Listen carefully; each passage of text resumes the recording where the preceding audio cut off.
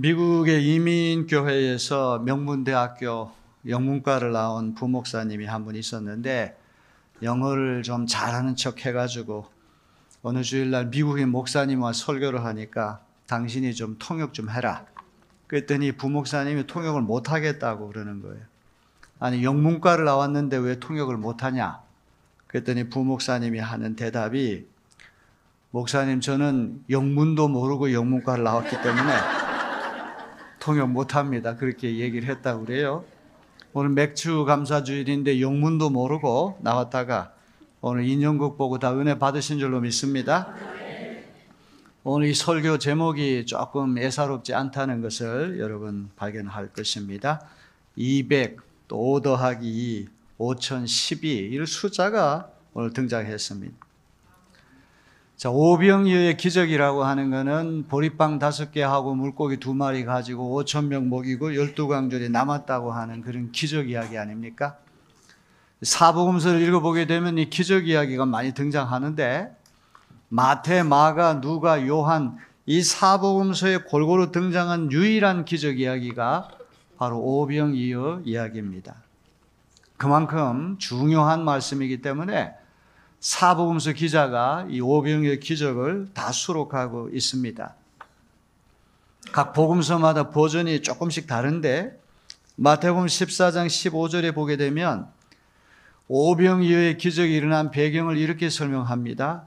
이곳은 빈들이요 때도 이미 저물었으니, 빈들이라고 하는 말은 장소를 말하는 것이고 저녁 때가 되었다고 하는 말은 시간을 말하는 것이죠.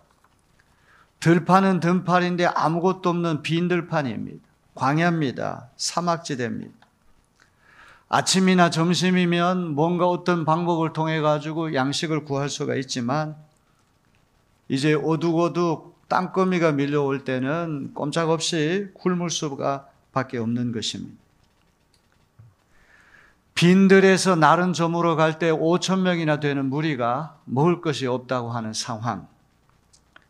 오늘 우리의 처지하고 비슷하다고 생각을 해봅니다. 빈들에서 날은 저물어 가는데 고달픈 인생에 지쳐 허기진 모습, 오늘 우리의 모습이라고도 볼 수가 있을 것입니다. 어떻게 물고기 2마리, 보리빵 5개 가지고 5,000명이 먹고도 12광저리가 남을 수가 있느냐? 이건 말도 안 돼. 그래서 어떤 사람은 이렇게 해석을 해요. 그러나 5,000명이 자기 먹을 도시락 다 싸왔는데 괜히 옆에 있는 사람이 안 싸왔으면 자기 거 나눠줘야 되니까 몰래 옷 속에 감추고 있다가 코 흘리게 어린아이 하나가 자기 도시락 싸온 것을 선뜻 양보하고 내놓으니까 욕심이 다 무너져가지고 슬금슬금 그 자기 도시락을 다 꺼내가지고 먹었다. 이렇게 해석을 해요. 예수님이 소년의 아름다운 마음씨를 축복하시고 사람들에게 알리니까 그제서야 군중이 굳게 닫힌 마음의 빗장, 탐욕과 이기심을 무너뜨리고 몰래 자기만 먹으려고 싸온 음식을 슬금슬금 꺼내놓고 함께 나누어서 5,000명이 먹고도 12광줄이 남았다.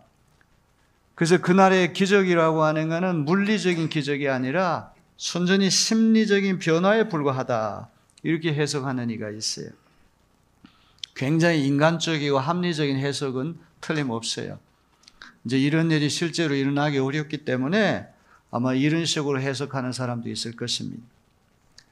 오병이어의 기적이 실제로 일어났다 안 일어났다 이것이 중요한 것이 아니라 왜 사복음서 기자가 유일하게 이 말씀을 소중하게 여겨서 오늘 우리 성경책에 수록했느냐, 그 신앙적이고 신학적인 의미를 찾는 것이 중요한 줄로 믿습니다. 먼저 이 말씀의 배경이 되는 것은 예수님이 우리를 긍휼히 여기시고 불쌍히 여기시는 마음이 중요한 거예요. 예수님 마음에는 늘 긍휼과 자비의 마음이 넘쳐났습니다.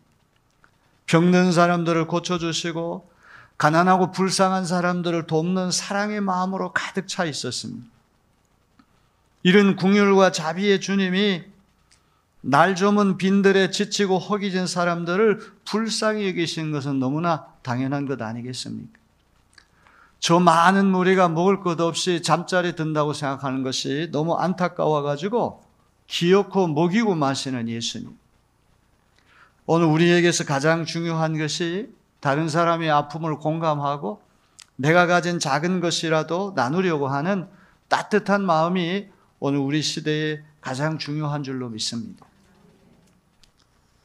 제 1년 후배 목사님이 굉장히 어려운 교회에 들어가셔가지고 재산 문제 때문에 소송이 걸리고 고생을 많이 했어요. 승소까지 했는데 여전히 문제가 해결되지 않는 가운데 딸만 내딛는 집에 갑자기 막내딸이 세상을 떠나고 또 사모님이 병원에 입원했는데 의료사고 비슷하게 또 몸을 다쳐가지고 또 병원에 계시고 할 수 없이 목회를 중단하려고 사표까지 냈는데 어떤 권사님이 집에 찾아와가지고 악다구니를 하고 달려들었다는 얘기를 들었어요. 워낙 사람이 착하고 순수한 사람이니까 꿈쩍도 안 하고 그냥 가만히 있었는데 도저히 인간이 할 짓이 못 되는 것이죠. 상대편이 지금 얼마나 힘들고 어려운 처지에 있고 얼마나 절박한 심정이 있는가를 전혀 헤아리지 못하고 자기 생각만 앞세운다고 하는 것, 이건 참으로 딱한 일이 아닐 수가 없는 것입니다. 어머니 교회인 우리 내리교회는 어머니의 심정으로 다른 사람의 아픔을 보듬고 끌어안고 공감하는 사랑이 많은 교회 되어지기를 주님의 이름으로 기원합니다. 이상하게도 이런 궁율의 마음이라고 하는 것은 전염성이 있어요. 여기 우리 목사님들 또 장로님들 중직들부터 이런 공감하는 마음, 따뜻한 마음을 갖게 되면 전 교인이 자기도 모르게 이런 분위기에 휩싸여 가지고 서로를 돌보고 섬기는 아름다운 교회 될 수 있을 줄로 믿습니다. 오병이의 기적은 가난하고 지친 사람들을 위로하시는 예수님의 사랑과 궁율의 정신으로부터 비롯됐다고 하는 것을 기억해야 됩니다. 빈 들판에서 꾸물꾸물 땅거미가 밀려올 때 제자들이 무리를 걱정합니다. 스승을 닮아가지고 주님 이렇게 많은 무리가 오늘 저녁 굶으면 어떻게 됩니까? 예수님의 자비로운 마음이 제자들의 마음에까지 전염이 된 것이죠. 마태복음의 버전을 읽어보게 되면 14장 15절에 이렇게 되어 있어요. 선생님, 여기는 빈들이고 날도 이미 저물었으니 무리를 헤쳐보내어 제각기 먹을 것을 사 먹게 마을로 보내시는 것이 어떻겠습니까? 이 많은 사람 우리가 도저히 감당할 길이 없으니까 다 흩어져 가지고 마을에 가서 자기 먹을 것 사 먹게 하면 어떻겠느냐. 상당히 인간적이고 합리적인 제안입니다.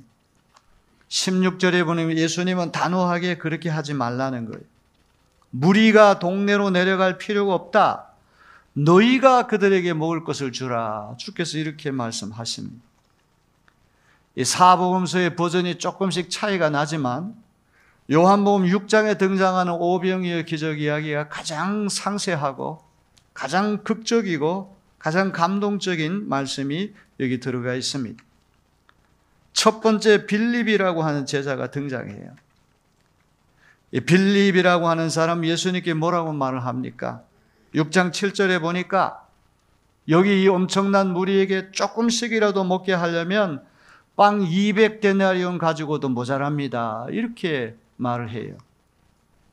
데나리온이라고 하는 이 화폐는 로마 시대의 실버 코인, 은전인데 한 사람의 노동자가 이른 새벽부터 해질 때까지 오전 6시부터 오후 6시까지 12시간 일한 볼 수 있는 일당이 한 데나리온이. 우리 시대 돈으로 환산하면 한 일당이 10만 원이라고 한다면 2천만 원 가지고도 저 사람들 다 먹이기가 모자랍니다. 이런 이야기죠. 여기 첫 번째 등장하는 빌립이라고 하는 사람은 아주 현실적인 사람, 척 보면 아는 사람이죠. 계산기가 잘 돌아가는 사람이. 예산이 얼마 들고 이거 어떻게 해야 되는가? 아주 현실적이고 합리적이고 계산적인 사람. 하나님의 교회는 이런 사람도 필요하겠죠. 정직하게 현실을 대면하고 현실에 무엇이 필요하고 어떤 예산이 소요되는가? 이거를 정확하게 따져볼 줄 아는 그런 사람도 필요해요. 여기 200데나리온이라고 하는 숫자는 현실적인 액수예요. 누구도 부인할 수가 없는 것입니다. 그런데 빌립에게 한 가지 아쉬운 것은 무엇입니까? 예수님이 함께 계시면 풍성해질 수 있다. 여기에 대한 믿음이 아직도 부족하다고 하는 거예요. 우리 가진 것이 아무것도 없다고 할지라도 주님이 도우신다면 우리 삶이 풍성해질 수 있다. 아직 믿음이 없이 그냥 현실적인 것만 갖춘 사람 빌립이 아니겠습니까? 두 번째, 안드레라고 하는 사람이 등장해요. 요한복음을 읽어보게 되면 바늘 가는데 실 가듯이 빌립과 안드레는 쌍으로 나란히 등장해요. 왜 그런가 했더니 누가복음을 읽어보게 되면 빌립과 안드레는 벳세다 출신이, 동향이 같습니다. 고향이 같습니다. 중마고우입니다. 아주 어려서부터 한 동네에서 자란 사람. 흥미롭게도 누가복음을 읽어보게 되면 오병이어의 기적이 일어난 장소가 벳세다예요. 그러니까 다른 제자들은 등장하지 않고 빌립과 안드레 두 사람만 등장하는 이유는 벳세다 사정을 누구보다도 잘 알기 때문에 이 두 사람이 등장하는 거예요. 이 안드레라고 하는 이름은 베드로의 동생으로 등장하지 않습니까? 사실은 예수님 먼저 안드레를 불러주셨는데 수지자 될 만한 그런 기회가 있었지만 자기 형님인 베드로를 예수님께 전도해가지고 항상 양보하고 이인자, 주연이 아닌 조연으로 만족하는 사람, 그런 사람의 대명사가 바로 안드레라는 사람입니다.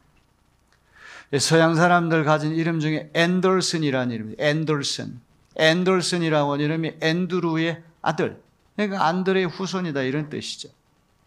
덴마크의 동화 작가 가운데 안데르센이라고 한 사람이 있잖아요. 안데르센, 앤드루의 아들이다, 손자다 이런 뜻이죠.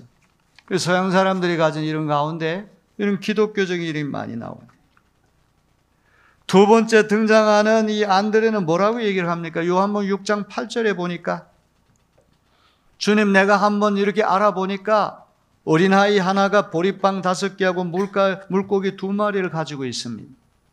아무리 음식을 찾아보고 수소문해봐도 없는데 어떤 아이 하나가 자기 먹을 도시락을 싸왔는데 보리빵 5개, 오병과 이어, 물고기 2마리, 아주 가난한 사람이 먹는 도시락이에요. 여기 물고기라고 하는 건 정어리 절인 것인데 이 중지 가운데 손가락 크기만한 아주 작은 물고기예요. 그런데 5,000명이나 되는 사람이 이 어린아이가 가져온 도시락 가지고 무슨 간의 기별이나 가겠습니까? 무슨 소용이 있겠습니까? 이렇게 말을 해요. 안드레라고 하는 사람, 마음이 따뜻한 사람, 다른 사람부터 챙기는 사람. 2천만 원 이상이나 필요한데 지금 현재 있는 것은 어린아이가 싸온 도시락이 전부예요. 보리빵 5개, 물고기 2마리, 7개가 전부입니다. 단기 선교 여행을 가가지고 어디 오지에 가다가 자동차 고장에 나가서 빵꾸가 난다든지 타이어에 고장이 나고 이렇게 되면 어떤 사람은 어떻게든지 도와주려고 그 자동차 주변을 맴돌면서 나뭇가지도 꺾고 오기도 하고 연장도 들고 왔다 갔다 하는, 끊임없이 맴도는, 현장 주변을 맴도는 사람이 있죠. 항상 남을 도우려고 하는 사람. 뭐가 좀 실마리가 없나? 이거 좀 어떻게 해야지 해결될 수 있지? 이런 걸 모색하고 궁리하는 사람. 교회에는 현실적인 빌립 같은 사람도 필요하지만 안드레 같은 사람도 필요한 줄로 믿습니다. 항상 교회 형편을 먼저 생각해 보면서 이 어려운 문제를 만났는데 이 문제를 타개하고 해결하기 위해서 우리가 할 수 있는 일이 뭘까? 끊임없이 모색하고 끊임없이 주변을 맴돌면서 어떻게든지 한 가닥 실마리를 찾으려고 애쓰는 사람, 그런 안드레 같은 사람이 우리 내리교회도 많아야 될 줄로 믿습니다. 그 실마리라고 하는 것이 이름 없는 소년이 싸운 보리빵 5개, 물고기 2마리, 7개가 전부입니다. 5 플러스 2, 7이라고 하는 것은 2천만 원이나 넘는 예산이 드는 그런 액수에 비하면 조족지혈, 3발의 피해, 간의 기별도 안 가는 아무 도움도 되지 않습니다. 그 소년 하나가 먹고 나면 끝나는 그런 것이 아닙니까? 그런데도 안드레는 한 줄기 희망의 씨앗을 여기서 발견한 거예요. 이 소년이 싸운 도시락이라고 하는 것이 아주 아무것도 아니지만 주님, 우리가 지금 가용한 것은 이거 하나가 남았습니다. 안드레는 착한 마음을 갖고 희망의 불씨를 발견한 사람이지만 여전히 전적인 신뢰는 부족한 사람이 아닌가 싶어요. 오늘 우리 내리교회에 수천 명의 사람이 있다고 할지라도 우리 예수님이면 우리와 함께 하셔서 풍성하게 할 수 있습니다. 이런 믿음 가진 사람 몇 명이나 되겠습니까? 여기 등장하는 인물 중에 소녀는 이름도 없고 출처도 알 수가 없어요. 그러나 오늘 이 말씀에서 가장 중요한 인물이 바로 이 어린아이가 아닐까 싶어요. 너무나 단순하고 착하고 자기 있는 것을 나누고자 하는 따뜻한 마음이 있을 때 어떻게 보면 이 한 아이가 5,000명을 먹였다고 해도 과언이 아니에요. 오늘 우리가 이 말씀을 읽을 때 우리 내리교인 가운데 젊은이들 누구 하나, 청장년 누구 하나, 이런 이들이 하나님, 저는 앞으로 5,000명을 먹여 살리는 기업가가 되겠습니다, 이런 비전을 간직하는 우리 내리교회가 됐으면 좋겠어요. 5,000명은 숫자가 너무 많으니까 한 500명? 그것도 아름다운 일이에요. 500명 너무 많으면 50명? 그것도 아름다운 일이에요. 그것도 안 되면 5명이라도 먹여 살릴 수 있는 그런 사람 되게 해주세요. 이 어린아이와 같은 그런 아름다운 정신을 갖고 있다면 우리가 가진 것이 적은 것이고 부족하다고 할지라도 하나님 그 부족하고 적은 것을 통해서 위대한 일을 행하게 하실 줄로 믿습니다.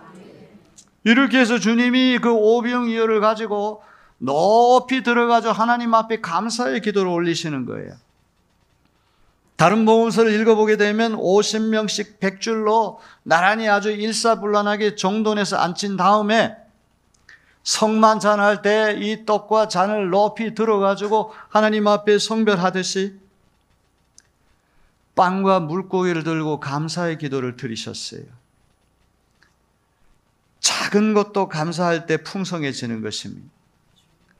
감사하는 마음이 없을 때 아무리 많은 것을 누리고 살아도 풍성하지 않은 거예요.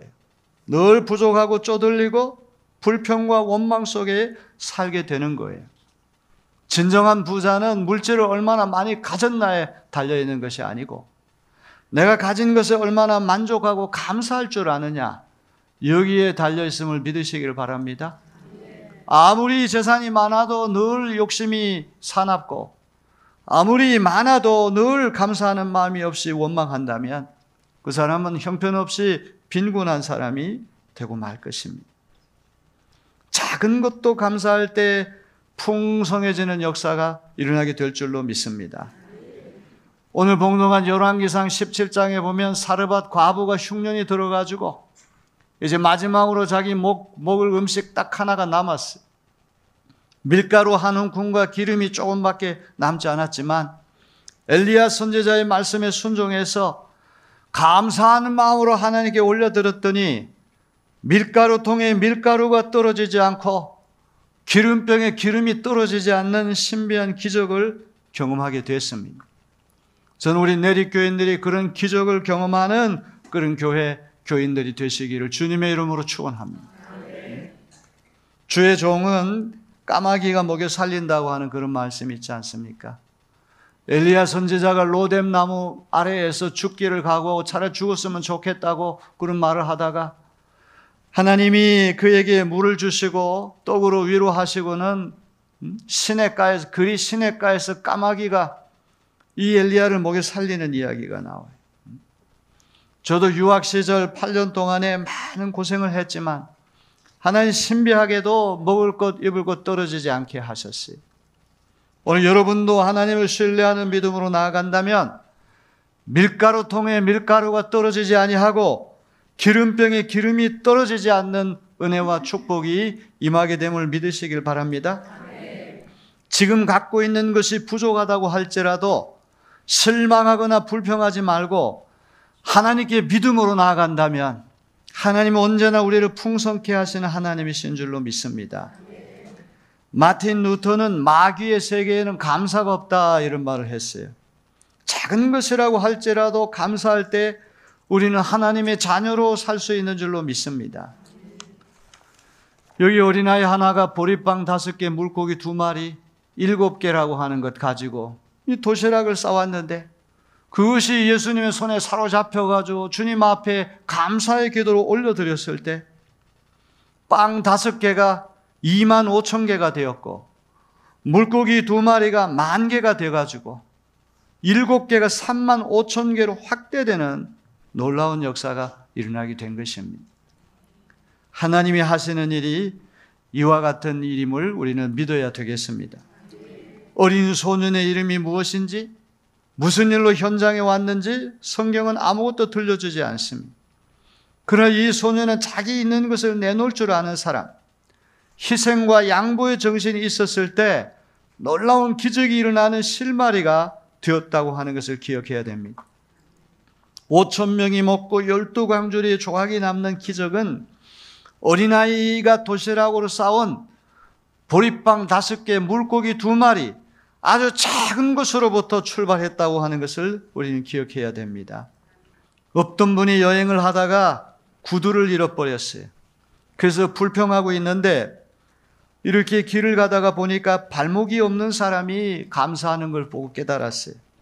야, 이제부터는 낡은 신발이라도 신을 수 있는 발목이 있다는 사실을 감사하기로 결심했다는 거예요.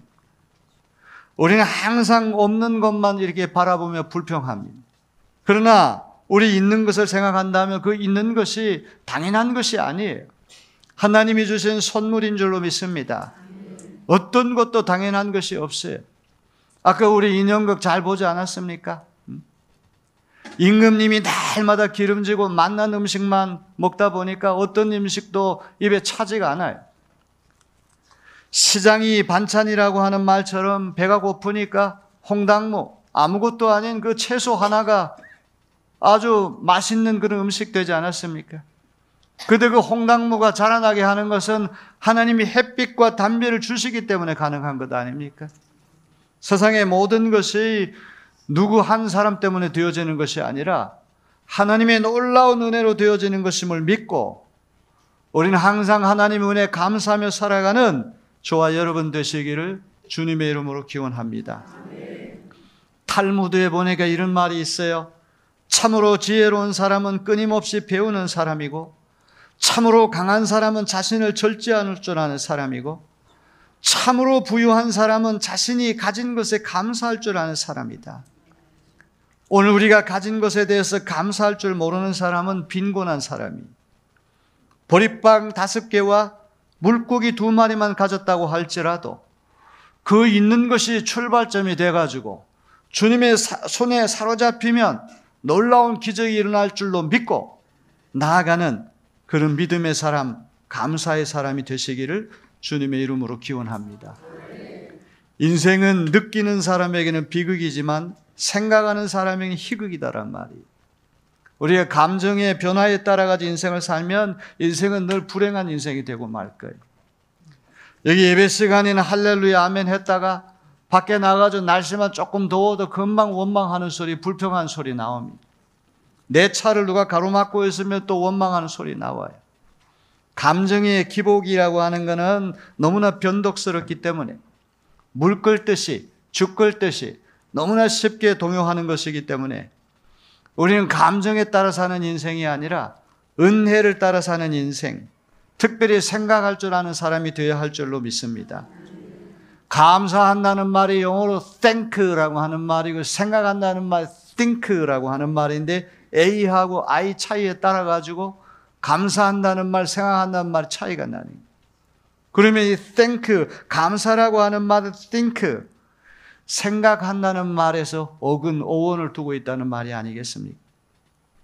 찬찬히 생각해 보게 되면 모든 것이 신비고 모든 것이 기적이고 모든 것이 하나님의 은혜였음을 우리는 깨닫게 됩니다. 지난 반년을 되돌아볼 때에도 참으로 다급한 순간도 있고 위태로운 순간도 있었지만 하나님은 결국 우리를 여기까지 인도하셨습니다. 모든 것을 이루시는 하나님이신 줄로 믿습니다. 하나님을 사랑하는 자, 곧 그 뜻대로 부르심을 입은 자들에게는 모든 것이 합력하여 선을 이루게 될 줄로 믿습니다. 오늘 작은 것도 감사하고 작은 것을 실마리로 해서 우리 주님의 놀라운 은혜로 풍성해지는 역사가 일어나게 되기를 주님의 이름으로 축원합니다.